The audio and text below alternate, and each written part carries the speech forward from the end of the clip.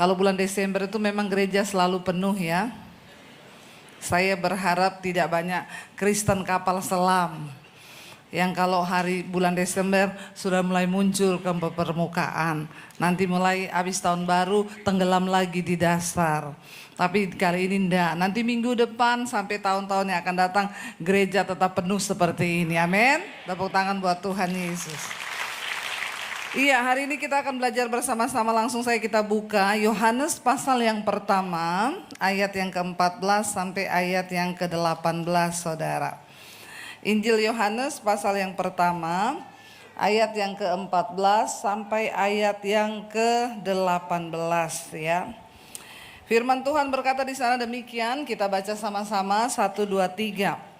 Firman itu telah menjadi manusia dan diam di antara kita.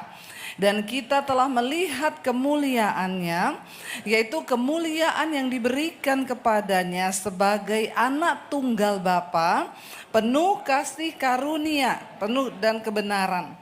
Yohanes memberi apa? Kesaksian tentang dia, yaitu Kristus ya, dan berseru, katanya apa? Inilah dia yang kumaksudkan ketika aku berkata, kemudian daripadaku akan datang dia yang mendahului aku, sebab dia telah ada sebelum aku, karena dari kepenuhannya kita semua telah menerima kasih karunia demi kasih karunia. Sebab hukum Taurat diberikan oleh Musa, tetapi kasih karunia dan kebenaran datang oleh Yesus Kristus. Tidak seorang pun yang pernah melihat Allah, tetapi anak tunggal Allah yang ada di pangkuan Bapa, dialah yang menyatakannya. Amin, saudara. Kita bersyukur setiap Desember kita merayakan hari Natal. Apa itu Natal? Natal adalah kita memperingati kelahiran Tuhan Yesus ke dalam dunia. Kenapa Tuhan harus jadi manusia? Nanti kalau saudara ketemu orang di luar sana bertanya gitu ya. Kenapa Tuhan harus jadi manusia? Ya, kok Tuhan jadi manusia? Yang pertama saudara balik tanya gini sama dia. Tuhan itu maha kuasa atau enggak? Ya, saya dulu pernah ada yang tanya, saya naik Grab. Ada sopir tanya saudara. Ya waktu dia tahu saya pendeta, kami ngobrol. Oh ibu pendeta, iya. Orang Kristen itu percaya ya bu, Tuhan itu manusia. Terus saya bilang, oh iya. Lalu dia tanya gini, kenapa bu Tuhan jadi manusia? Ya, lucu ya, kok Tuhan jadi manusia? Jadi saya balas tanya begini, Bapak percaya nggak Tuhan itu maha kuasa? Ini nanti jawabannya, saudara tolong catat.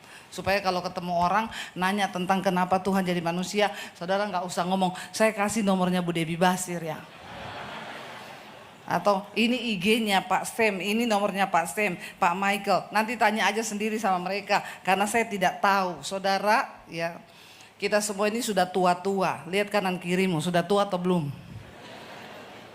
Ya, harusnya tentang dasar-dasar kekristenan kita sudah tahu. Supaya jangan kalau orang tanya saudara nggak bisa jawab. Saya balas begini, Pak menurut Bapak Tuhan maha kuasa nggak? Iya. Tuhan bisa jadi api nggak? Bisa. Tuhan bisa jadi air nggak? Bisa. Saya tanya Tuhan jadi manusia bisa nggak? Agak diam dia. Terus dia jawab, ya bisa. Nah itu Bapak ngomong bisa.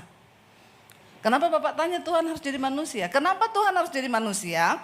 Ayat tadi berkata begini, yang terakhir ayat 18 kita baca. Tidak seorang pun pernah melihat Allah. Tetapi anak tunggal Allah yang ada di pangkuan Bapa, Yesuslah yang menyatakannya. Dia di situ huruf besar menyatakan kepada Kristus. Ya, kenapa Tuhan harus turun dalam menjadi rupa manusia? Karena dari awal tidak ada seorang pun yang pernah melihat Tuhan, melihat Allah. Lalu Yesus Kristus turun ke dalam dunia, dialah yang menyatakan bahwa itu adalah Tuhan. Makanya kita bersyukur jadi orang Kristen. Bilang kanan kirimu, bersyukur kau. Ya, jadi Kristen karena kau punya Tuhan tuh ada wujudnya. Amin. Kalau nggak ada wujudnya kan kita susah saudara membayangkan wajah Tuhan. Nah dikatakan di sana Yohanes Pembaptis memberikan kesaksian tentang Kristus, tentang kedatangan Kristus.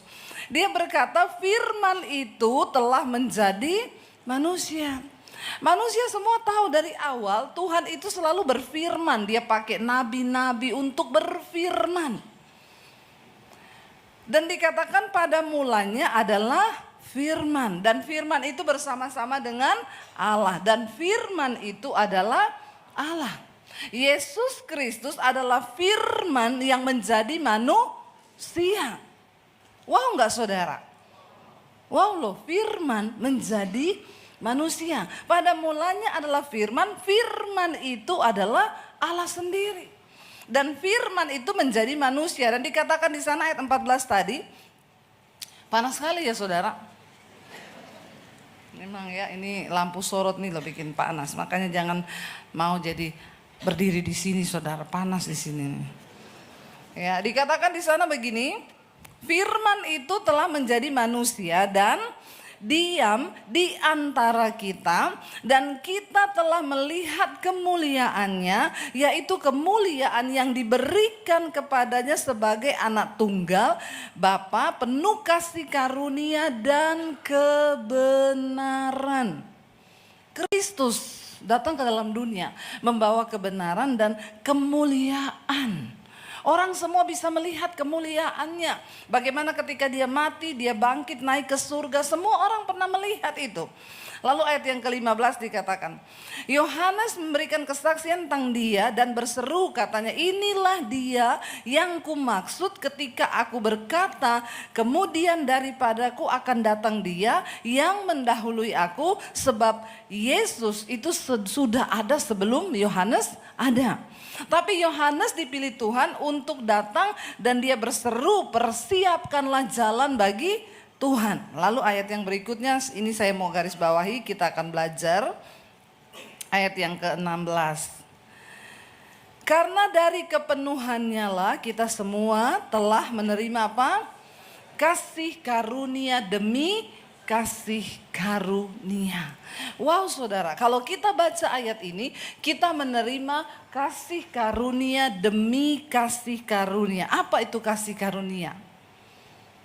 Apa itu menurut saudara kasih karunia itu? Kasih karunia itu adalah sesuatu yang tidak layak kita terima, tapi diberi. Itu kasih karunia. Kita nggak layak dapat itu. Sesuatu yang kita nggak bisa raih dengan kekuatan kita, tapi kita mendapatkannya, itu namanya kasih karunia. Kita ini harusnya mati binasa karena dosa, tapi karena kasih karunia Tuhan kita diberi keselamatan. Bahkan saudara bisa duduk hari ini di gereja, itu adalah kasih karunia Tuhan. Saudara bisa bangun pagi hari, itu anugerah dan kasih karunia. Karena dengan kekuatan kita sendiri kita nggak bisa. Bahkan hidup yang hari ini kita hidupi itu adalah kasih karunia.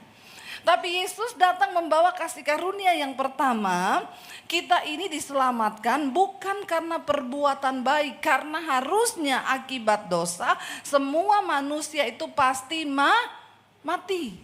Tapi Kristus datang, dia memberikan pengampunan, kita diterima menjadi anaknya, sehingga setiap orang yang percaya padanya menerima kasih karunia untuk bisa diselamatkan saudara. Lalu saudara, ketika kita menerima kasih karunia itu, kita baca bersama yuk, kitab Ibrani pasal yang ke-4. Kita lihat saudara, ayat yang ke-14, Ibrani 4 ayat 14 sampai dengan ayat yang ke-16. Kita baca bersama, ini tentang Kristus yang membawa kita kepada kasih karunia. Baca bersama 1, 2, 3. Karena kita sekarang mempunyai imam besar agung yang telah melintasi semua langit, yaitu Yesus anak Allah. Baiklah kita teguh berpegang pada pengakuan iman kita. Ayat 15. Sebab imam besar yang kita punya bukanlah imam besar yang tidak dapat turut merasakan kelemahan-kelemahan kita. Sebaliknya, sama dengan kita, ia telah dicobai, hanya tidak berbuat dosa. Sebab itu, marilah apa?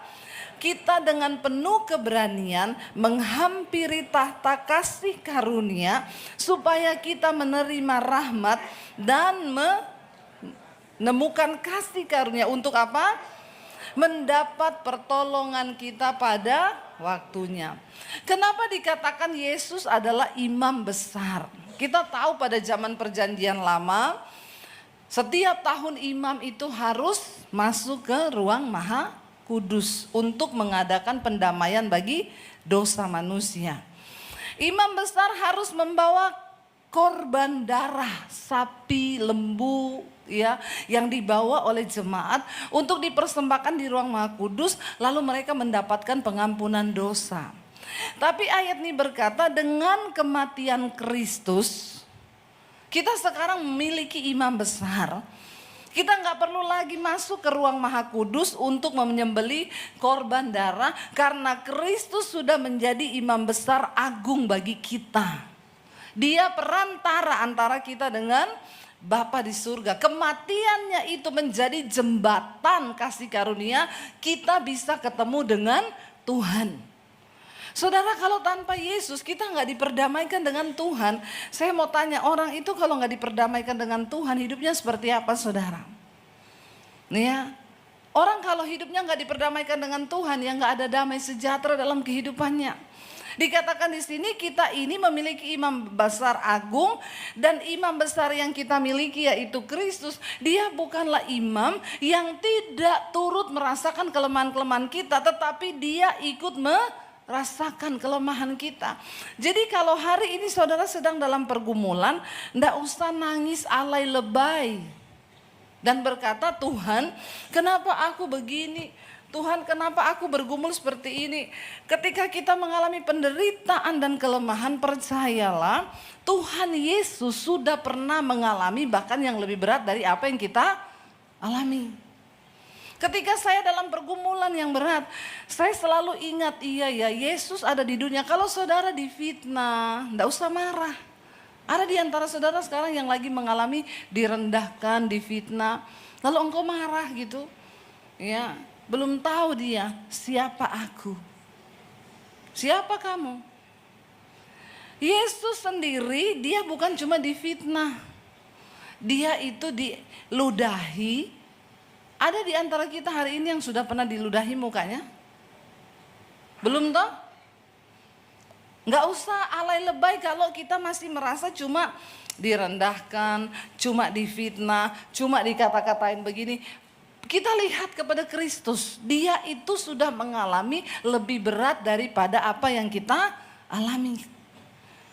Yesus itu imam besar yang ikut merasakan, bukan cuma ngomong, tapi dia merasakan. Saya itu saudara ketika menderita, saya baru mau protes sama Tuhan, saya ingat, iya ding, aduh Yesus itu lebih mengalami lebih daripada saya, jadi gak ada apa-apanya yang saya alami.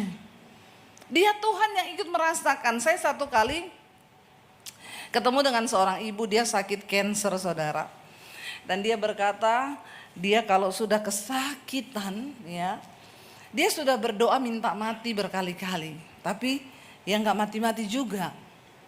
Makanya kadang-kadang saudara saya selalu berkata begini, ya benar yang Alkitab bilang, di dalam Kristus mati itu sebuah keuntungan. Ya, jangan takut mati saudara. Ya, kemarin saya khotbah di Natal senior tuh. Saya ingatkan kepada para senior-senior kita. Ternyata untuk ikut ibadah senior perlu di sini. Saya tanya kemarin, umur berapa ikut ibadah senior bolehnya? Umur 55 Bu. Wah, saya 4 tahun lagi masuk senior ini berarti. Tua juga saya saudara ya. 55 sampai lanjut. Terus saya suruh angkat tangan di sana banyak opa-opa, oma-oma, perlu loh ikut ibadah senior ya. Berapa yang sudah umur 55 ke atas nih angkat tangan?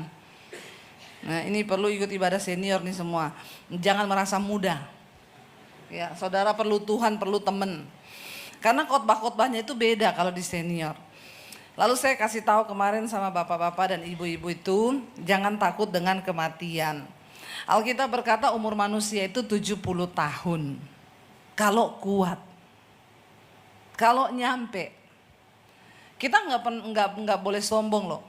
Saya pun kalau melihat orang tua itu saya bangga. Kenapa? Karena saya belum tentu bisa sampai di umur seperti itu. Ya. Oh saya pasti sampai Bu. Kenapa? Saya nge-gym. Nggak pasti. Ya, gym itu bukan untuk menambah umur. Gym itu cuma bikin hidup lu sehat. Karena mati hidup itu di tangan Tuhan. Ya, saya kemarin baca berita atlet basket mati lagi latihan ketiban ring basket. Bener, umur 18 tahun. Dia lagi main basket, masukin ringnya roboh, kena kepalanya mati. Umur 18 tahun. Olahraga enggak? Tiap hari. Tapi mati. Ya, saudara, kita nggak pernah tahu mati itu kapan. Makanya saya sampaikan sama para senior. Ya, ini udah umur-umur yang Bapak Ibu ini maaf ya, yang kalau secara Alkitab sudah mendekati di absen. Karena udah mulai menginjak, ya kan 70 lebih. Terus Pak Michael kemarin ngomong sama saya waktu makan siang, Bu Debbie ini loh, khotbahnya Natal. Terus ngomongnya mati. Terus Pak Michael ngomong, saya tuh kemarin mau ngomong juga sebenarnya Bu kemarin itu sama Bapak Ibu, katanya Bapak Ibu kita nggak tahu ya, mungkin Natal ini menjadi Natal terakhir buat kita. Tapi kata Pak Michael, saya nggak jadi ngomong. Karena saya pikir, aduh kok kata-kata ini terlalu keras. Memang kalau gembala harus hati-hati ngomong. Nggak boleh salah ngomong, takutnya jemaatnya ngambek. Kalau saya hajar aja ngomong. Yang penting itu kebenaran, amin. Ya, kalau mau ngambek sama saya silakan. Ya. Saudara, tapi firman Tuhan ingetin kita. Umur manusia 70, kalau lewat 80, ada yang sampai 90 ada. Tapi saya ketemu sama orang-orang yang sampai 90 tahun itu, kalau ditanya mau didoakan apa oma opa? Pengen mati Bu.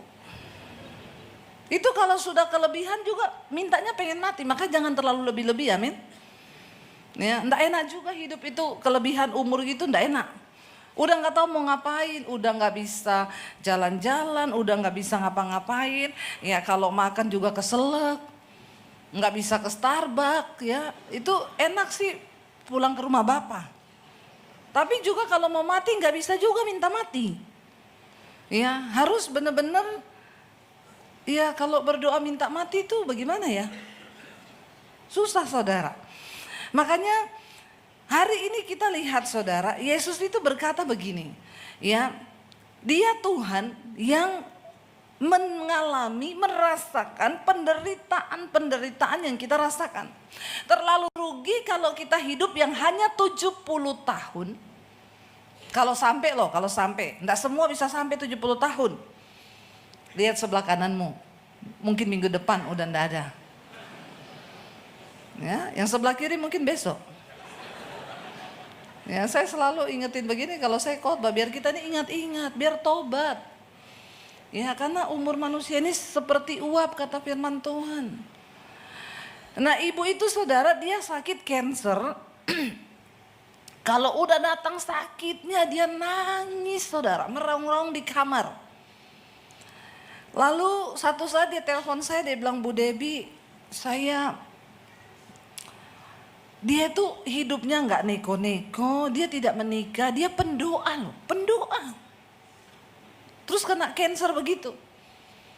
Ya, kalau orang berdosa gitu kena cancer kan kita kayaknya agak-agak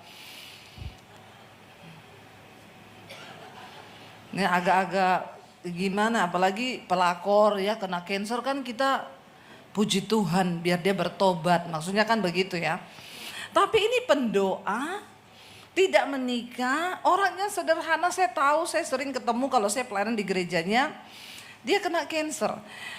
Kalau kesakitan, Kadang dia WA saya, Bu doain saya lagi kesakitan.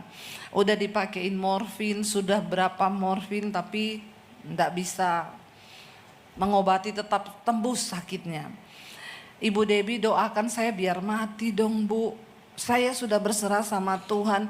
Saya tidak menuduh Tuhan jahat. Saya pun menerima semua yang Tuhan izinkan saya terjadi ini. Tapi Bu, satu hal saya nggak tahan untuk menahan rasa sakit. Lalu tiba-tiba saya teringat saudara. Firman Tuhan tuh berkata begini, kasih karunia Tuhan tuh cukup. Ingatlah bahwa Kristus itu menderita sebab dia Tuhan yang juga merasakan penderitaan yang kita rasakan. Terus saya bilang begini sama dia, Ibu, Yesus itu disalib, itu dagingnya dicambuk, diseret begini, keluar daging-dagingnya saudara. Itu sakit luar biasa. Dan Alkitab berkata hukuman dosa daging kita telah dijatuhkan atas tubuh Kristus. Ibu ingat ketika ibu kesakitan, ingat Bu, kasih karunia Tuhan, bilang aja Tuhan engkau pun pernah mengalami rasa sakit yang begitu hebat di dalam dagingmu. Lalu dia mulai mempraktekkan saudara. Dia bilang ketika saya rasa sakit Bu, saya masuk ke kamar, saya duduk di tempat tidur saya menangis mengingat akan penderitaan Kristus. Saya meneteskan air mata dan berkata, Tuhan engkau pun pernah mengalami yang lebih sakit dari yang saya alami. Dan puji Tuhan dia bilang setiap kali dia merasakan kesakitan begitu, dia belajar bersyukur dan mengingat akan penderitaan Kristus. Di situ dia mengalami kelegaan. Dan puji Tuhan akhirnya dia dipanggil Tuhan, dia meninggal sebagai seorang pemenang iman di dalam Kristus. Tidak ada satu alasan pun yang cukup untuk membuat kita menjauhkan diri dari Tuhan. Bahkan sakit penyakit. Banyak orang gagal ketika di garis akhir saudara. Ketika Tuhan izinkan sakit. Banyak orang akhirnya menolak Tuhan. Merasa Tuhan tidak adil. Kasih karuniaku itu cukup bagimu kata Kristus. Bahkan sampai pada kematian di detik terakhir. Yang terpenting hidup kita hari ini tuh bukan sekarang. Tetapi hidup setelah kita mati nanti satu saat. Di sana telah menanti kehidupan yang sesungguhnya. Bagi orang-orang yang mau berpegang pada Kristus. Ayat ini berkata tadi kita lihat saudara. Karena itu firman ini berkata. Sebab itu marilah kita dengan penuh apa? Keberanian menghampiri tahta kasih karunia supaya kita menerima apa? Rahmat dan menemukan kasih karunia untuk apa? Mendapat pertolongan kita pada waktunya. Yesus sudah lahir membawa kasih karunia dan kita diizinkan ada untuk menerima kasih karunia demi kasih karunia. Apapun penderitaanmu hari ini, ayo mendekat kepada tahta kasih karunia itu. Dan berpegang teguh kepada Kristus supaya engkau dapat menerima rahmat dan pertolongan tepat pada waktunya. Jangan pernah meninggalkan Tuhan. Mendekat pada Tuhan apapun persoalan hidupmu hari-hari ini. Cintai Tuhan dan biarlah kita mau berkata Tuhan karena engkau sudah mengasihi aku. Natal itu adalah sebuah peristiwa kasih Tuhan yang tidak terbatas bagi saudara dan saya. Kalau engkau dikecewakan suamimu, jangan kepahitan, datang saudara sama Tuhan. Tuhan kasih karuniamu itu cukup bagiku. Untuk apa kita menerima kasih karunia? Supaya kita ini bisa kuat menghadapi setiap persoalan di hidup kita. Sebab gak ada yang lebih besar daripada kasih karunia Tuhan. Ya, jangan ingat terus iparmu yang menjengkelkan engkau. Jangan ingat terus mukanya mertuamu yang menjengkelkan engkau. Kita ini orang Kristen, jatuhnya itu cuma di masalah-masalah kayak gini toh. Ya, persoalan kita cuma di masalah-masalah kayak gini, karena kita nih kurang mensyukuri kasih karunia yang sudah Tuhan berikan bagi kita. Syukuri saudara. Kalau kau lagi nggak punya duit, mendekatlah kepada tahta kasih karunia. Ingat kembali betapa besar kasih karunia Tuhan yang diberikan buat kita. Itu cukup. Sehingga engkau bisa nangis di hadapan Tuhan dan berkata, Tuhan terima kasih, aku mau berpegang teguh kepada Engkau dan biarlah aku menerima rahmat dengan kasih karunia itu supaya aku mendapat pertolongan tepat pada waktunya. Kasih karunia memampukan kita untuk menjalani setiap proses dan kita menunggu waktu Tuhan yang tepat untuk mendapatkan pertolongan. Kalau Yesus saja menyerahkan nyawanya bagi kita, gak mungkin saudara, dia tidak melakukan sesuatu yang baik dalam hidupmu. Ya, dikatakan di sana, ayo kita mendekat. Lalu saudara, ketika kita menerima kasih karunia, untuk apa kasih karunia itu? Buka bersama 1 Korintus pasal yang ke-15. Mulai ayat yang ke-10 ya, 1 Korintus 15 ayat yang ke-10, firman Tuhan berkata di sana. Baca bersama 1, 2, 3. Tetapi karena kasih karunia Allah, aku adalah sebagaimana aku ada sekarang. Dan apa? Kasih karunia yang dianugerahkannya kepadaku tidak sia-sia. Sebaliknya aku telah apa? Bekerja lebih keras daripada mereka semua. Tetapi bukannya aku, melainkan kasih karunia Allah yang menyertai aku. Sebab itu baik aku maupun mereka, demikianlah kami mengajar dan demikianlah kami menjadi percaya. Rasul Paulus berkata, untuk apa kasih karunia Kristus itu bagi kita? Dia bilang begini, aku ada hari ini sebagaimana aku ada itu karena kasih karunia. Ingat saudara, hari ini engkau sehat, itu kasih karunia Tuhan. Hari ini engkau bisa ke toilet, buang air kecil. Siapa hari ini yang sudah buang air kecil? Semua kan, kalau enggak Anda di rumah sakit hari ini. Itu adalah kasih karunia. Ya, kalau kita nggak bisa buang air kecil, kita kan nggak bisa dengan kekuatan kita masuk rumah sakit. Aku ada sebagaimana hari ini aku ada itu karena kasih karunia Tuhan. Dan Rasul Paulus berkata, dan kasih karunia itu yang dianugerahkan kepadaku tidak pernah sia-sia. Jangan pernah menyia-nyiakan kasih karunia Tuhan. Sehingga engkau terus menyerahkan diri kepada dosa. Saya itu suka bingung saudara kalau lihat orang pergi dugem itu ya. Saya tuh suka bingung, saya bilang sama suami mereka itu gak sadar ya tentang kasih karunia Tuhan ya. Saya suka bingung kalau ada orang bersinah, gak tobat-tobat. Ini orang kok gak menghargai kasih karunia itu loh. Saya tuh melihat kalau ada orang itu saudara yang tidak mau bertobat dan tidak mau sungguh-sungguh. Yang tetap hidup ya. Sebagai homoseksual. Banyak orang Kristen yang suka keluar masuk di gereja tapi yang homo tetap homo. Ya. Jadi boti-boti. Banyak. Saya suka bingung kalau lihat ada orang Kristen yang jadi peliharaan om-om. Saya tahu saudara, beberapa orang di Jakarta itu pelihara om-om. Dipelihara om-om. Kalau bikin status, dia naik mobil mewah, dia tulis gini, terima kasih berkat-Mu Tuhan. Padahal itu berkat om. Dari setan, syaiton. Ya, tapi berani dia berkata begitu. Jalan-jalan ke luar negeri, puji Tuhan. Kau sedang menginjak-injak kasih karunia Tuhan. Jangan saudara, uang hasil korupsi, terus terima kasih buat berkat-berkat-Mu Tuhan. Syaiton itu.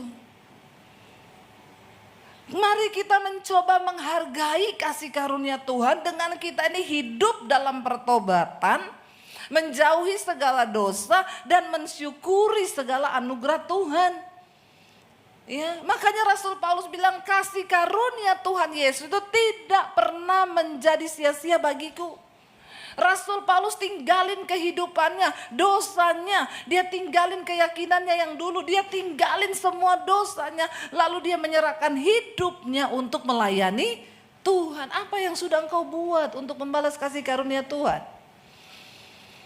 Apa saudara? Coba hitung hari ini. Tuhan, apa yang sudah aku perbuat? Kalau kau menjadi orang Kristen, engkau punya karunia, ayo melayani Tuhan. Kasih karunia itu yang akan membuat engkau mampu untuk engkau, Rasul Paulus bilang, mengajar sehingga banyak orang menjadi percaya. Kalau saudara yang sudah pernah pergi ke Turki, kita berkunjung ke kota-kota di Efesus, Laodikia, ke-7 jemaat mula-mula. Itu adalah tempat-tempat pelayanan Rasul Paulus ketika dia mengenal Tuhan Yesus. Dia pergi, dia bilang setiap hari aku berada dalam bahaya maut. Aku karam kapal, aku mau dibunuh, aku dipenjara. Tapi aku rela melakukan itu sebab aku sudah menerima kasih karunia. Dan kasih karunia Tuhan tidak menjadi sia-sia. Jangan sampai kita ini menjadi orang Kristen yang menyia-nyiakan kasih karunia. Bertobat saudara. Anak-anak muda di sini bertobat. Jangan kau terus hidup dalam homoseksual. Ya, bapak-bapak jangan selingkuh. Tapi di sini udah nggak ada yang selingkuh kan, amin. Insya Allah. Ya, jangan selingkuh. Jangan hidup dalam kepahitan. Anak muda, ya, yang wanita-wanita, jangan ditanya ani-ani, no simpanan. Ampuni mereka Tuhan. Itu podoai ya. Ani-ani dan simpanan itu sama aja. Dua-dua syaiton. Ya, mari kita belajar untuk menghargai kasih karunia Tuhan. Ya, hidup kita ini milik Kristus, tubuhmu itu milik Kristus. Makanya Alkitab bilang tubuh adalah untuk tubuh Tuhan dan bukan untuk percabulan. Jangan serahkan dirimu untuk percabulan, untuk kenajisan. Jangan engkau berbuat hal-hal yang tidak berkenan sama Tuhan sehingga engkau menginjak-injak kasih karunia. Kasih karunia itu sesuatu yang sangat mahal harganya karena dibayar dengan darah Kristus. Bagaimana mungkin kita menyia-nyiakan kasih karunia itu? Mari kita serahkan hidup kita sungguh-sungguh sama Tuhan. Dan selama masih ada waktu kita mau bilang, Tuhan, aku masih hidup di dunia ini Tuhan. Pakai hidupku untuk memuliakan Tuhan. Amin saudara. Tanya sama Tuhan, karunia aku ini apa ya? Tuhan, aku ini karuniane apa? Pengajar kah, penginjil kah? Tapi jangan pengejek. Enggak ada itu karunia begitu. Apa Tuhan? Atau penabur kah? Kalau engkau dipercayakan berkat, tabur untuk pekerjaan Tuhan. Kita bisa melakukan sesuatu untuk membalas kasih Tuhan itu. Kalau aku diberikan tenaga, aku mau melayani Tuhan. Kalau engkau mau berdoa, saya dulu pelayanan pertama saya ketika saya bertobat, saya jadi pendoa saudara. Saya datang ke gereja, saya bilang saya mau melayani Tuhan. Ditanya mau melayani sebagai apa? Pendoa. Yang tidak terlihat pendoa. Jadi dulu pelayanan pertama saya kalau ada pendeta khotbah di mimbar, saya berdoa di belakang mimbar. Dia khotbah 1 jam, ibadah 2 jam, kami berdoa 2 jam di belakang. Tidak ada yang lihat. Kalau hari ini Tuhan percayakan saya pelayanan yang seperti ini, itu hanya karena kasih karunia. Enggak usah sibuk menentukan, oh aku ini harusnya begini.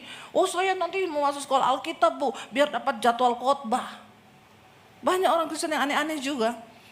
Saya satu kali pelayanan di satu gereja, didampingi sama satu orang bapak. Dia bilang gini, bu saya sebentar lagi mau keluar dari gereja ini. Kenapa pak? Saya di sini tidak berkembang ibu. Saya ini sudah STH loh. Tapi saya nggak pernah dikasih jadwal untuk khotbah. Terus saya bilang, ya Bapak berdoa Pak, kan Tuhan nanti akan angkat Bapak, nggak usah minta-minta jadwal. Lah kalau saya nggak dikasih jadwal, saya kan nanti tidak ada jam terbang.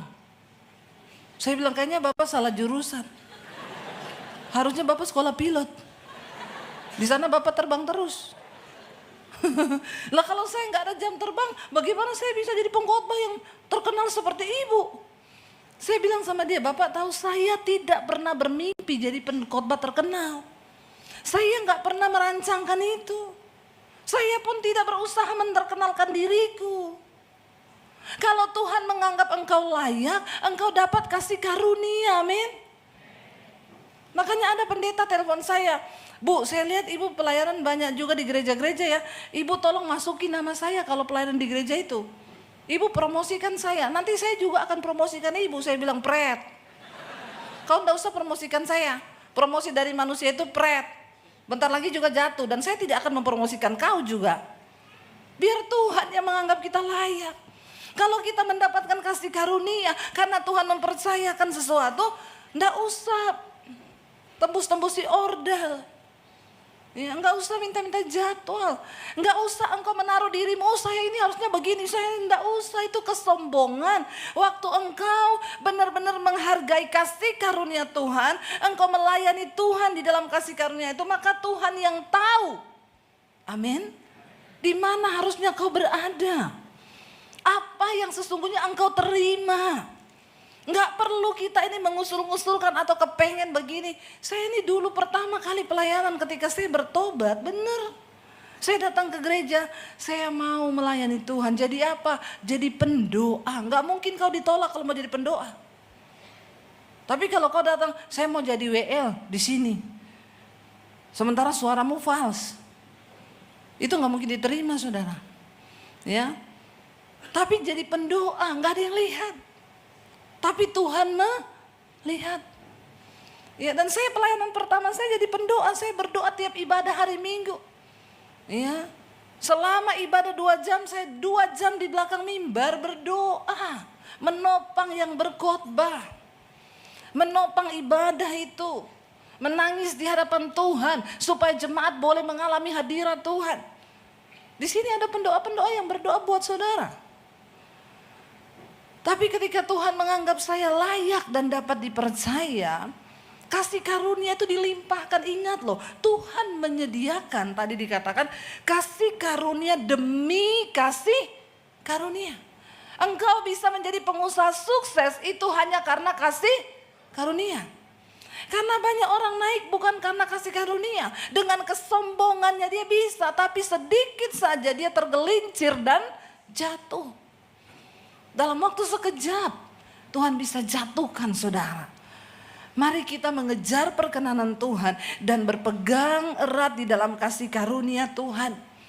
Tuhan, kami ini tidak bisa apa-apa. Kami ada hari ini cuma karena kasih karunia Tuhan. Ketika kita menyadari itu, saya percaya saudara, ayo kita ada di penghujung tahun. Kita nggak tahu apakah kita masih bisa masuk tahun 2026? Itu hanya atas kasih karunia Tuhan. Kita bergumul dan bersedih untuk saudara-saudara kita yang mengalami bencana. Tanpa mereka sangka, tanpa mereka duga, apakah mereka pernah berpikir tanah longsor itu, banjir bandang itu akan datang hari itu? Nggak ada yang tahu. Tiba-tiba rumahnya keseret air. Saya melihat ada bapak yang gali-gali tanah menangis mencari anaknya. Ada ibu yang menangis gali tanah cari suaminya. Ada suami yang gali tanah cari istrinya. Belum ketemu. Ribuan korban saudara. Betapa rapuhnya kita manusia yang tidak bisa melakukan apapun ketika sesuatu terjadi. Karena itu kita perlu hidup di dalam kasih karunia.